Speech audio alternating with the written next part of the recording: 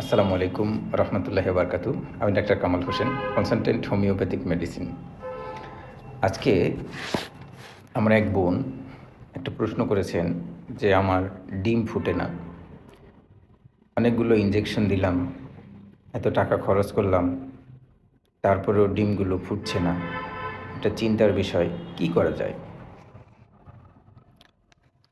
দেখেন, অনেক সময় ডিম পরিপক্ক না হলে তাহলে আপনার বাচ্চা হবে না। মিনিমাম 14 থেকে 18 এর মধ্যে থাকতে হবে। যারা AMH টেস্ট করেছেন, যাদের 8, 10, 15 এরকম থাকলে মূলত ডিম ফুটবে না।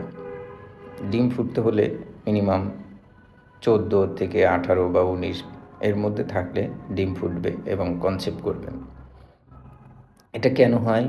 আপনার ডিম কেন ফুটে না? যদি প্রোলাক্টিন হরমোন বেশি থাকে, যদি পিসিওএসের সমস্যা থাকে, যদি থাইরয়েডের সমস্যা থাকে, যদি অতিরিক্ত ওজন এবং চকলেট সিস্ট যদি থাকে, তাহলে এই সমস্যাগুলো মূলত হয়। তো সেক্ষেত্রে আপনাকে মূলত যে কাজগুলো করতে হবে প্রথমে ডিম ফুটানোর জন্য, আগের থেকে আপনি এক্সারসাইজ করুন,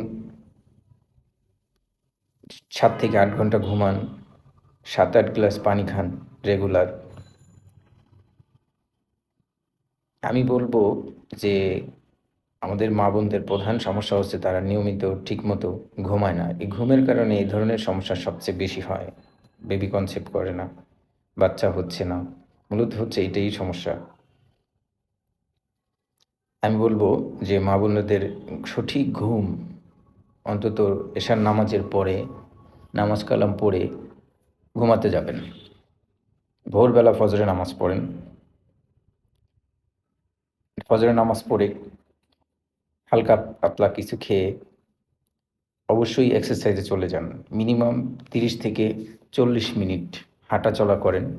হাঁটাচলা করলে কি হবে? আপনার শরীরটা ঠিক থাকবে, ব্লাড সার্কুলেশন হবে, আপনার ওজন নিয়ন্ত্রণে চলে আসবে, ব্রেন ভালো থাকবে, শরীর ভালো থাকবে, আপনাকে হালকা মনে হবে। এক্সারসাইজের বিকল্প নাই। এক্সারসাইজ করতে হবে। যত ওষুধ খান না কেন, ইনজেকশন দেন না কেন, কাজ হবে না। যদি আপনি নিয়মিত এক্সারসাইজ না করেন, আপনার যে ব্যাড হ্যাবিটগুলো আছে এগুলো যদি আপনি না ছাড়েন, তাহলে সমস্যায় ভুগবেন, আপনিই কষ্ট পাবেন। এই যে দামি দামি ইনজেকশন দিচ্ছেন, HCG ইনজেকশনগুলো দিচ্ছেন, অনেক ধরনের ইনজেকশন দিচ্ছেন ডিম যাতে আপনার ফুটে, ডিম ফুটানোর জন্য।